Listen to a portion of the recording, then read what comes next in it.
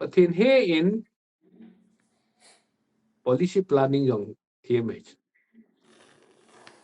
Policy planning behela Pathen na kingai kiti yung chu Pathen day.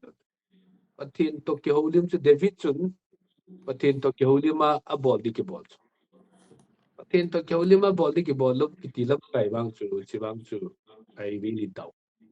Pathen in chi na ti ting la chia ga sa chu. Gal mi ho chu na. Pathen in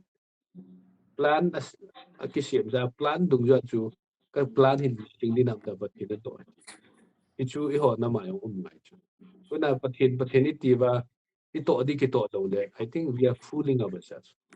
Ichu ito bang chu I don't accept na.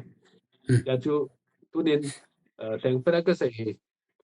Jehoshaphat chu lengam thomin kim vela su chimit dinga go lai ba mi pi hi kitna kitsa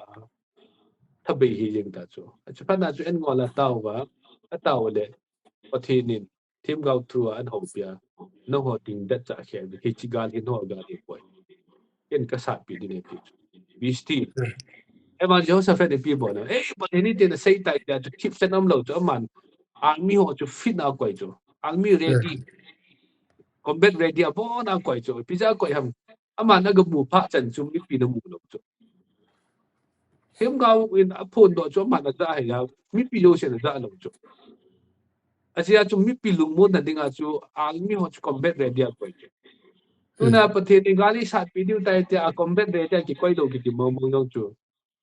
hoi la chu mi pi chu lung mong tham mi pi chu nang mu cha na ga mu dinga le nang lam kai kho ngai do mi pi level a til khat planning o maintain mi pi level a policy o maintain lam kai level a policy strategy om chu ti chu he thei lo chu ai lam kai lo chu min ni sha gal hung sa ta galum ta poi pathini gal sa pi ta be kiti ho bom chu God help those who help themselves kiti kasi God ei chet pon le na dio ma pathen pon na dio mai chu sia chu I think don't fool us ati nom de ke bang chu atuna plan ong nei lo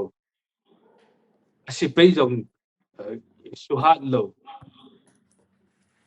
ai wanga pathen gal isat pi ta ti ho chu I cannot die this and I cannot answer ya chu ken ka sai leader sun pathen to ki holding pathen lung le chi dik aman jong chi dung yu chu